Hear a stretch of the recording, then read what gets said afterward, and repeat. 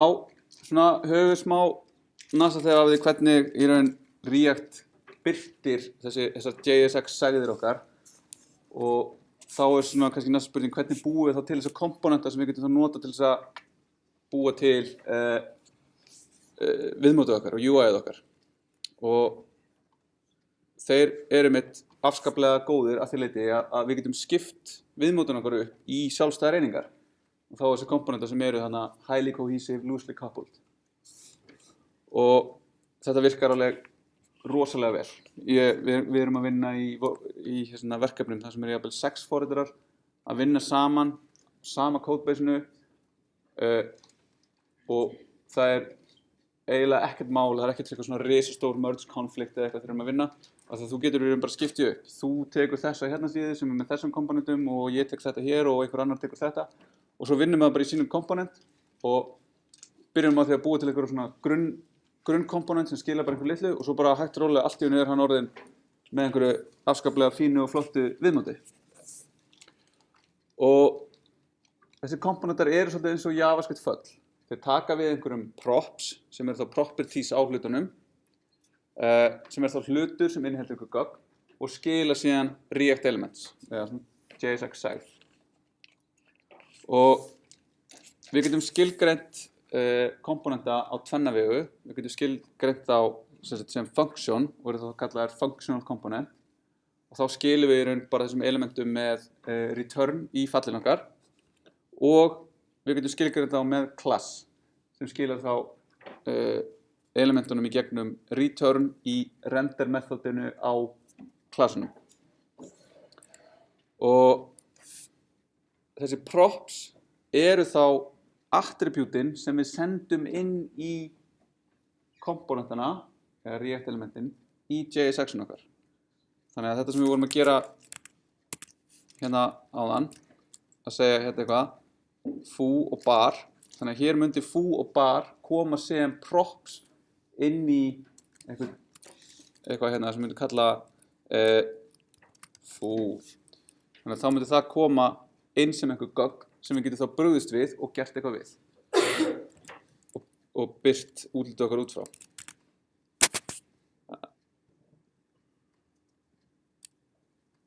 Slökkti ég á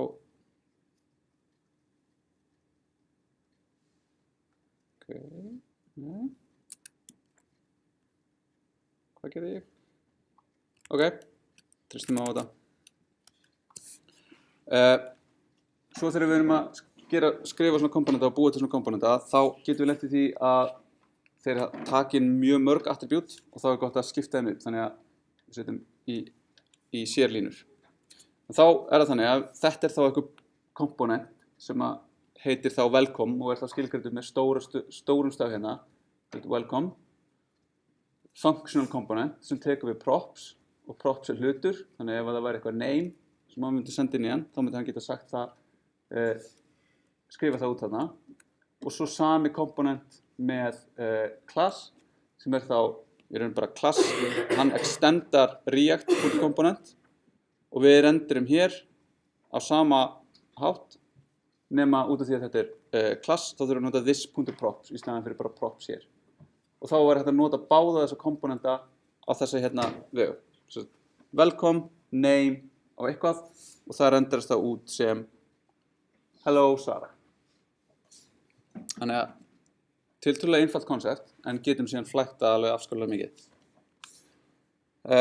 Hérna þá til dæmi það ef við værum með þennan sama komponent og tækjum inn 4 mismunandi proppin í hann, þá svona lesanleikinn fyrir að verða, hann fyrir að vera svolítið slakur hérna eftir því sem að bætast við proppin og þá gott að raða þeim svona upp. En komponentar geta skilað, þeir geta skilað elements eða svona JSX sægð, þeir geta skilað fylki af elementum, JSX sægðum eða einhverju falsi gildi sem þýðir þá bara þá ekki skrifa neitt út fyrir þennan komponent. Hann skilur ekkert eftir sig í dominu.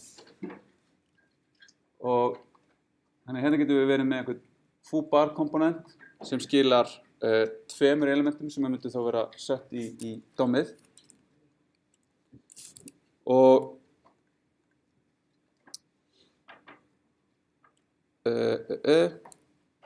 þegar við erum að gera svona hérna, þegar við erum að vinna með svona þessu fylki, þá lendum við í þessu shortcuti sem að React er að taka, að það vill fá key. Þannig að hér mun vera kvartað yfir því að React, við skilum ekki key, þannig að það mun ekki vita hvort hvað, og ef það myndi koma uppfærsla, þá myndi það ekki vita hvort það ætti að uppfæra það eða ekki. Þannig að við þurfum að gefa þeim key, og þetta þessi flýtileið til þess að við getum rendera hraðar. Og besta keyið sem við getum sett eitthvað sem sannanlega einstakt.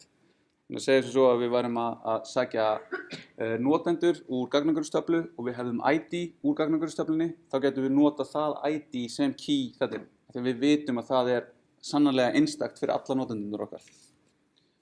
Og svona seinasta sem við getum gert að nota indexið úr fylkinu. Þannig að það getur samt breyst ef við fyrir eitthvað að rearrangea innan fylkisins fæslum, þá getum við lent í því að eitthvað fái sama key sem með mismunandi efni inn í. Þá fáum við eitthvað vitlaust renderað út. Þannig hérna getum við ídrað út með tölunum 1, 2, 3, 4, 5 með lykli sem þá talan sjálf.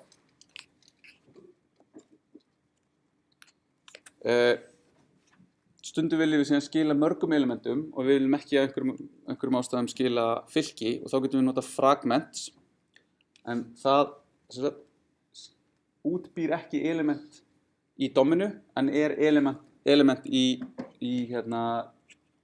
JSX-inu okkar. Þannig þá getum við sagt react fragment foo og það mun bara skila textunum foo yfir í DOM-ið en ekki þessu elementi. Og ef við erum að gera þetta samt í einhverju ítrun, þá þurfum við að gefa fragmentunum okkur key. En alltaf þegar við erum að ítra út einhverju doti í React, þá verðum við alltaf að gefa key. Og React mjög duglegt við að láta okkur vita að við séum ekki að gefa key. Og þá dæmið það sem við myndum vilja nota svona fragment þá til að búa til eitthvað töflu.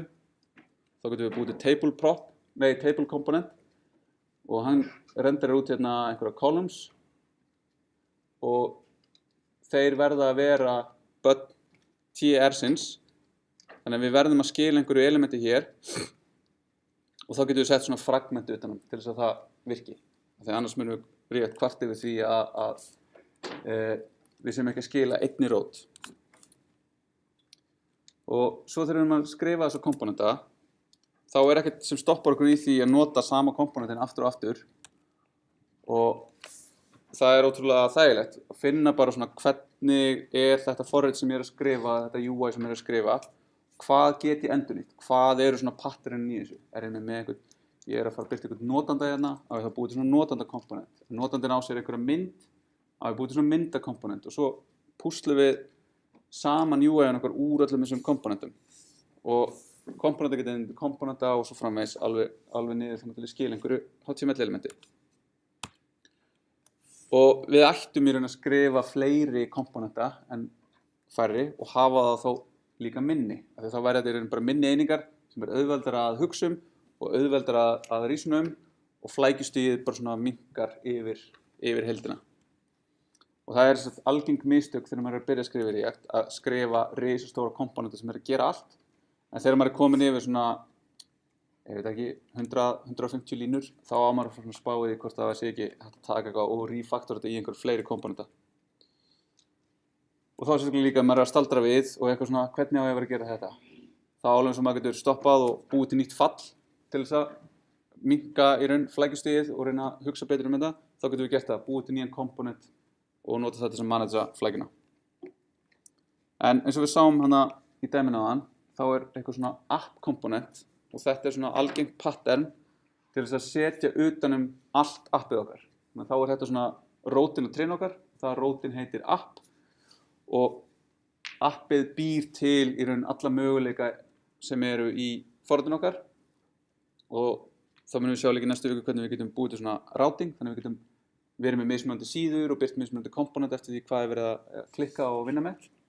En það alltaf þessi eina rót sem fer inn í sem React renderar í grunninn. Og það tekur ekki nein prop og það stillir og setur upp svona ýmsa hluti. Þannig að þá getur það verið hérna, mjög einfalt, en við munum síðan sjá hvernig þetta getur verið til þess að stilla routing, setja upp layoutið okkar, setja upp eitthvað heading, setja upp eitthvað footer og síðan meginmálið á vefnum okkar myndi þá koma einhvern veginn inn í það.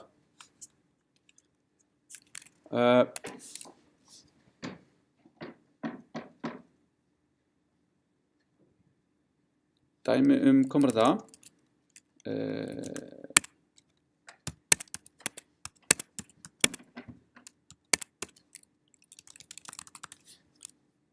Þá þetta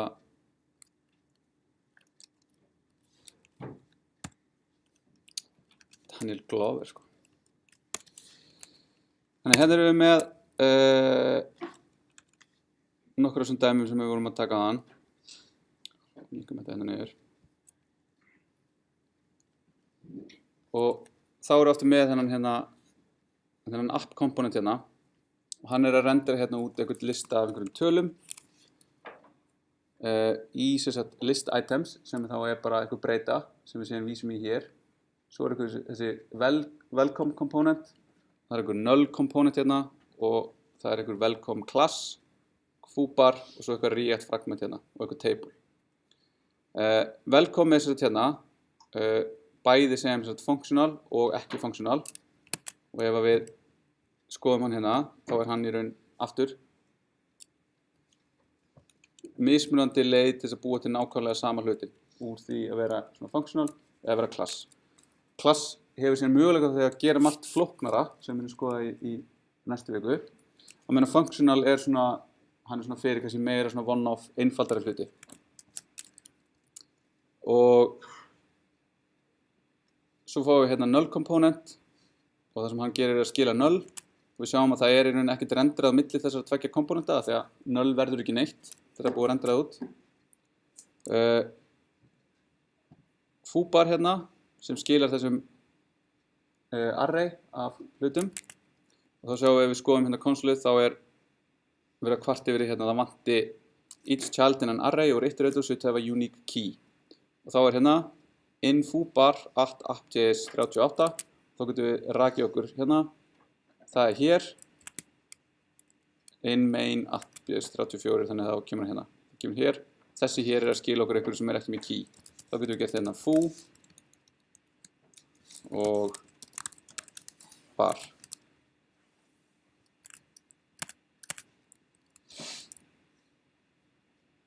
Svona. Og síðan fáum við síðan fyrir þessa töflu sem við erum að rendera hérna út fyrir neðan. Að við séum að rendera beint út í table, hann vanti t-body hérna. En þá erum við að nota hérna react fragment til þess að búa til sellurnar inn í rófunni hérna. Og ef við myndum sleppa þessu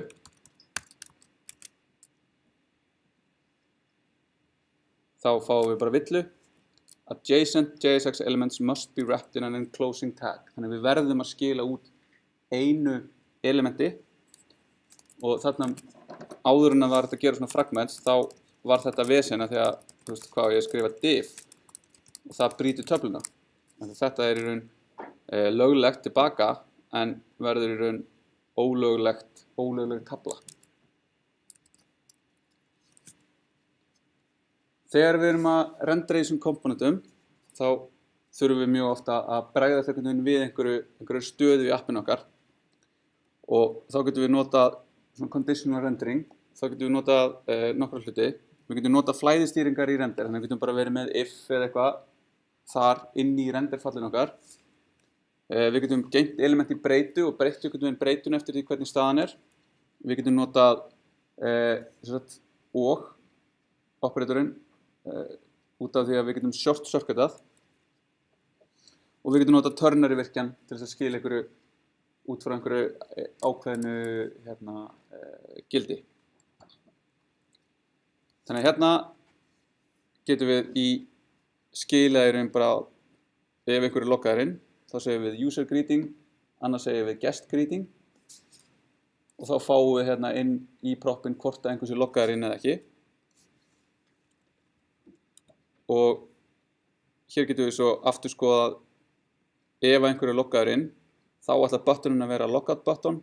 Ef einhver ekki loggaður inn, þá ætlar hann að vera login button. Og svo búum við hérna til í raun eitthvað login komponent sem með þessu greeting og button eftir því hvort einhver sé loggaður inn eða ekki. Og síðan ef einhver búinn að logga sig inn, þá eitthvað mailbox fyrir viðkomandi. Og ef að það einhver ólesin skilaboð, þannig að unread messages með fleiri en 0 stök í sér, þá ætlum við að rendera út hérna H2 sem stendur fjöldi ólesinna skilaboða, ólesin skilaboð. Og síðan þriðja leiðin, að nota ternary operatorinn, þá getum við sett þetta bara inn í segð, inn í JSX-un okkar og ef einhver logged inn, þá ætlum við að skila þessu út, annars einhverju öðru. Og svo getur þetta ekki bara verið strengur, heldur getur þetta líka verið einhverjar segðir.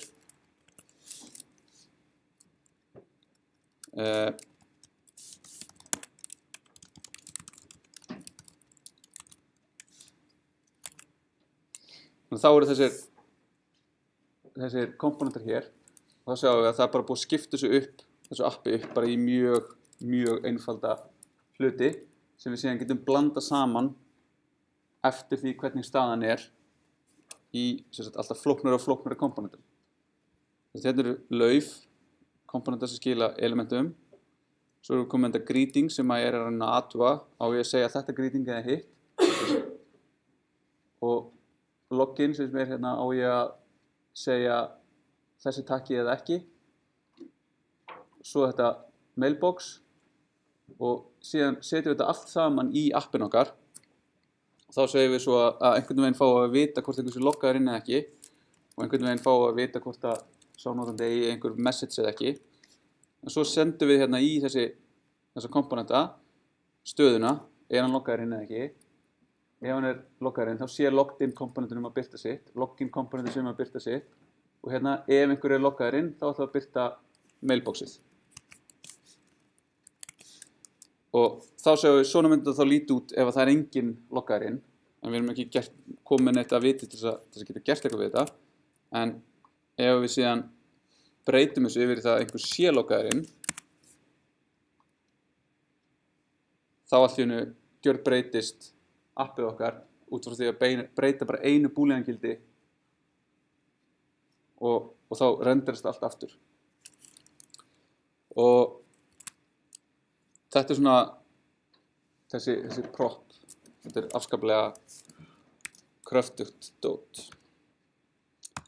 En nei, þetta ekki hluti af nót. React bara sér eigindi. Þetta bara framenda library sem við notum til að búa til í raun UI á frammendanum.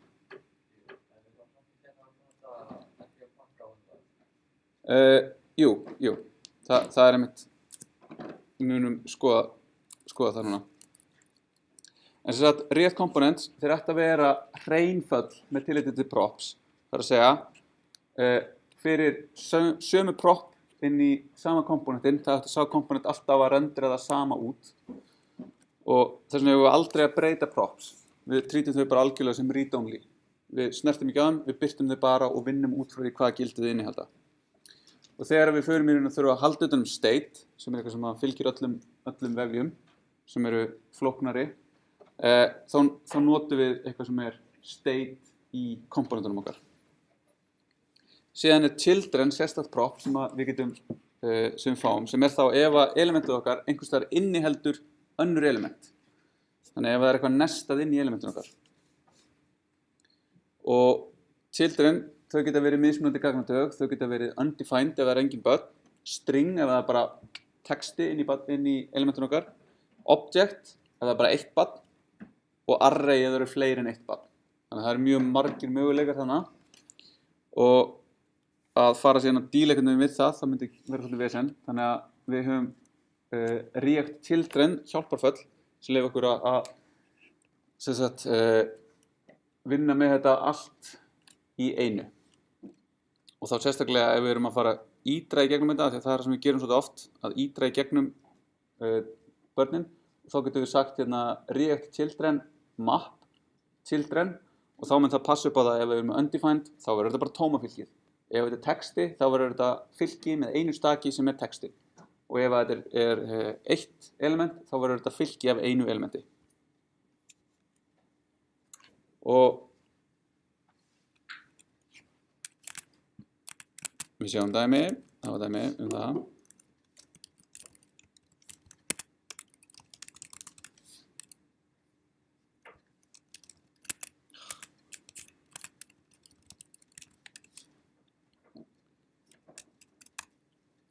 Þannig að þá erum við með hérna eitthvað children element sem tekur inn children og lætur okkur vita upplýsingar börnin og renderar barnið eða null eftir því hvað er að koma hann inn. Síðan erum við með þetta childrens sem er fyrir fleiri en eitt barn. Svo við ætlum að vinna með það. Þannig að þetta er bara annan nafn. Að setja S fyrir aftur children er dæmi það að setja þrefalda fleirtölu á orði í ensku. Þannig að hérna erum við með children element. Sendum ekkert inn í þau, sendum tómastrengin inn í þau, sendum texta, sendum eitt element og sendum 2 element. Þannig að þetta eru alla mögulega típur hérna inn. Þannig að hérna er bara það renderað út. Þá þetta children component segir okkur bara hvað er að koma inn. Þannig að fyrsta er bara undefined, ekki array, undefined, sama með næsta sem er bara ekki self-closing, texti, object og array. Þannig að hérna er array af þessum objectum. Svo í hinu þá erum við að taka inn þessu börn og vinna eitthvað með þau. Og þá getum við nota hérna children as array, þá getum við kallað þetta to array sem breytir þá börnunum í array. Þannig að þá er hérna undefined verður tómi foo verður array með eina gildi foo og array verður array. Og síðan erum við að ídra út öllum börnunum og þá er það gert með hérna react children map og sendir inn children og svo hvernig við ætlum að gera við þau. Það sem myndi gerast ef við gerum bara hérna children.map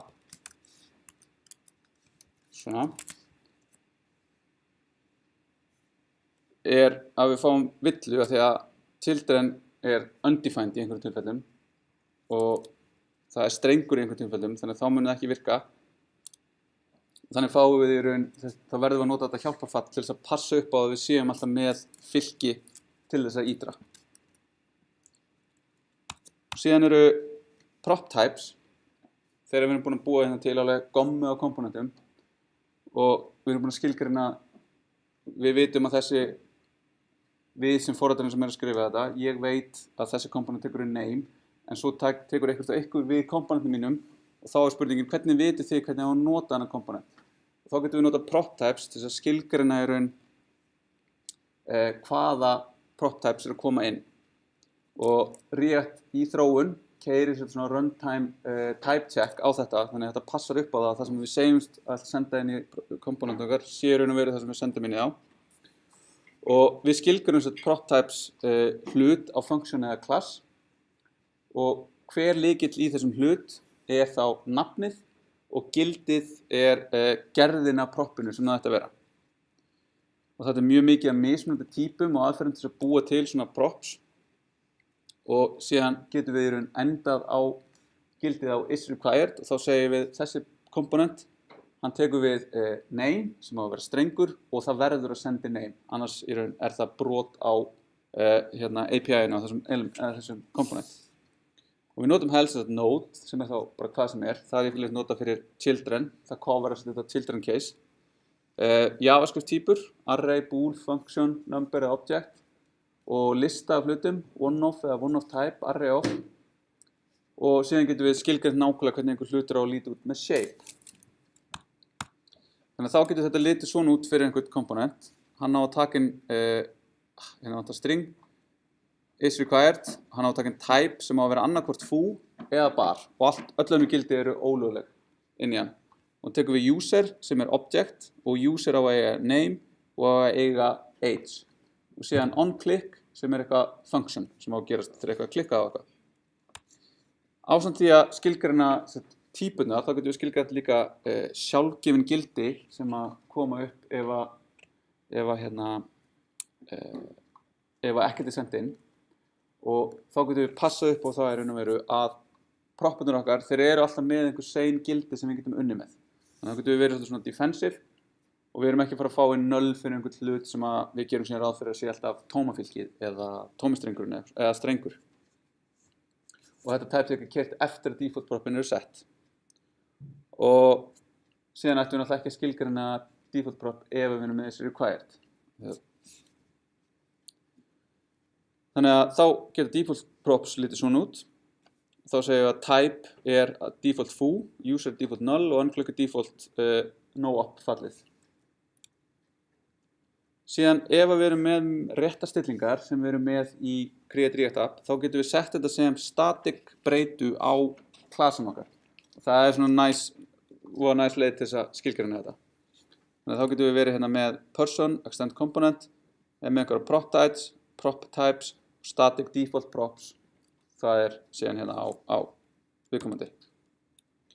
Ok, þannig að þetta er hérna. Kíkjum aðeins á dæmi fyrir prop types.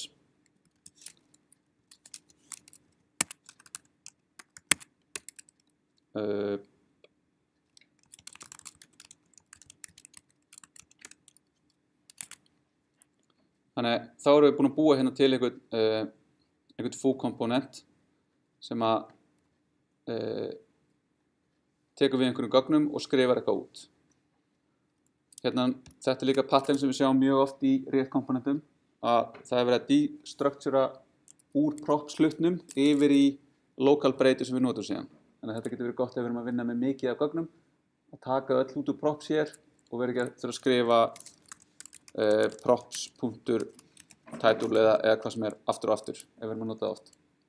Og síðan segjum við að ef við myndum hafa þennan hérna komponent í einrúmi án þess að vera með neitt í raun prop types á hann, þá gæti eitthvað komið og maður þarf að fara að lesa hérna, ok, title, já, það getur verið string. Já, ok, user er greinilega object með 2 lyklum.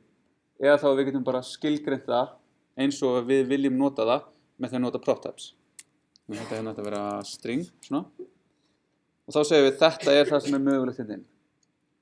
Þá getur þetta verið sérstaklega gott ef við erum að nota eitthvað svona gildi. Það er eitthvað svona magic gildi sem við vitum.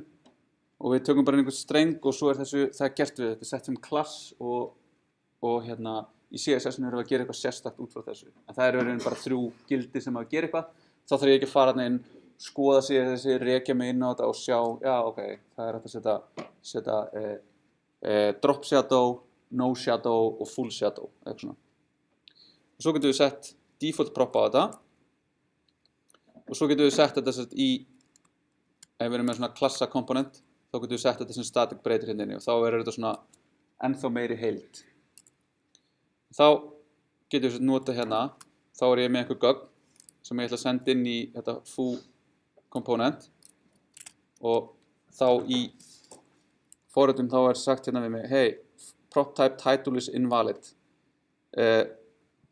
It must be a function, já, það var ekki, sjá, svona, þetta var að mér vantaði þarna string. Þá kemur invalid prop user age of type string supplied to foo, expected number. Þannig að þá sjáum við að ég er að brjóta þetta hérna með því að senda ekki hér. En þá geti ég hugsanlega breytt þessu, þannig að ég geti sagt í staðinn fyrir þetta sem number, þá geti ég sagt one of type prop types number, það er verið í fylki, prop types string. Þannig að núna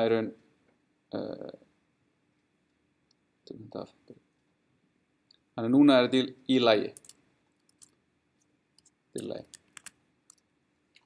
Og svo er React líka að láta okkur vita að við erum að nota hérna onClick, assigned a value but never used. Þannig að þetta er svona, hey, þú kannski gleyma einhverju. Og já, og þess að dæmi þetta að því að prop types fylgir ekki með Create React App. Þannig að við þurfum að importa hérna prop types from prop types og til þess að fá þennan pakka þá getum við bara gert npm install save prop types og þá kemur þessi pakki hér sem dependency og við getum notað hann og við getum importað hann og allt magicið sem í bak við create React app sér það að því sé sjálfkrafa allt böndlað og allt virkar eins og það á að virka.